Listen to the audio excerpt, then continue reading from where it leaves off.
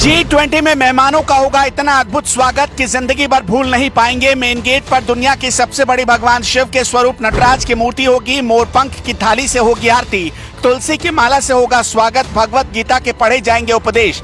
5 star hotel में सोने चांदी के बर्तनों में परोसा जाएगा खाना। विदेशी मेहमान भी कर रहे पल का इंतजार। ज्वार बाजरा मक्के की रोटी मिलेगी, सरसों का साग मिलेगा, लिट्टी चोखा और दाल बाटी चूरमा की भारी डिमांड। भारतीय परंपरा का रखा जाएगा पूरा ख्याल। जी हाँ, G20 के लिए पूरी दिल्ली तैयार है और पूरा हिंदुस्तान भी। हिंदुस्तान इस बार ऐसी आगवानी करेगा कि पूरी दुनिया ये मंजर, ये मनोरम दृश्य कभी भूल नहीं पाएगी। साफ सुथरी सड़कें, रंग बिरंगी लाइटिंग, सजे फ्लाईओवर, अंडरपास की दीवारों पर खूबसूरत पेंटिंग, हरे भरे गार्डन और सड़क के किनारे बड़े बड़े बैनर और पोस्टर। ये तो अब तक आपने दिल्ली में देख ही लिया होगा, लेकिन आज हम इससे आगे की कहानी बताएंगे। एयरपोर्ट से लेकर भारत मंडपम तक क्या क्या होगा। एयरपोर्ट से लेकर रास्ते, होटल और समिट का वेन्यू, भारत मंडपम, सब कुछ सज गया है। G20 ग्रुप में शामिल 19 देशों के राष्ट्राध्यक्ष, यूरोपियन यूनियन के प्रतिनिधि, 9 मेहमान देशों के साथ प्रधानमंत्री, राष्ट्रपति 2 दिन के लिए दिल्ली में होंगे। ये पहला मौका है जब इतने राष्ट्रपति और प्रधानमंत्री एक साथ भारत आ रहे हैं। मेहमानों के लिए एयरपोर्ट पर स्वागत से लेकर होटल में खाने पीने तक हर जगह देसी टच का ख्याल रखा गया है। अमेरिका के राष्ट्रपति जो बाइडेन समेत सभी नेताओं को खाने में मिलेट्स जैसे ज्वार बाजरा और रागी से बनी डिश परोसी जाएगी।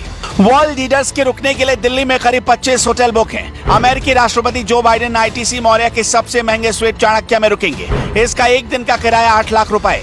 यह स्वीट 2007 में बना था। अमेरिका के राष्ट्रपति बराक ओबामा भारत आए थे, तब वो इसी स्वीट में रुके थे। ब्रिटेन के PM Rishi Sunak Shangri La hotel में रुकेंगे।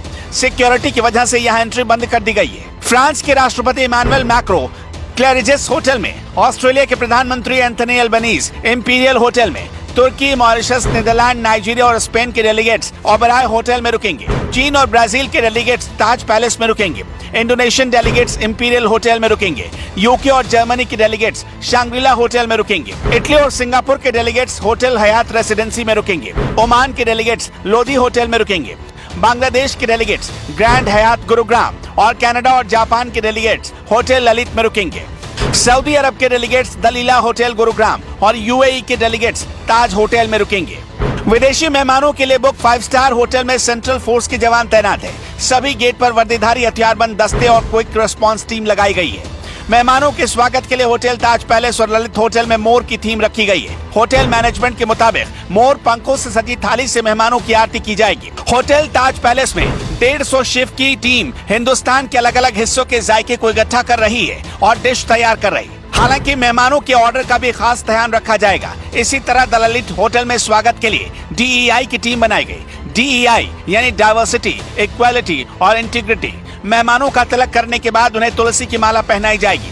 स्वागत में भारतीय संस्कृति और प्रतीकों का ख्याल रखा गया है। होटल ललित में एंट्री लेने पर वसुधैव कुटुंबकम की थीम पर G20 का लोगो दिखता है। अमेरिका, कनाडा, चीन, ब्रिटेन जैसे देशों के प्रमुख स्वीट डिलक्स रूम में रुकेंगे। द ललित होटल में ऐसे रूम का एक दिन का किराया 80,000 रुपए से लेकर 1 लाख रुपए तक है। रूम से प्रगति मैदान में बना भारत मंडपम वेन्यू भी नजर आता है। स्वागत और रुकने के इंतजाम के बाद खाने की बात होगी।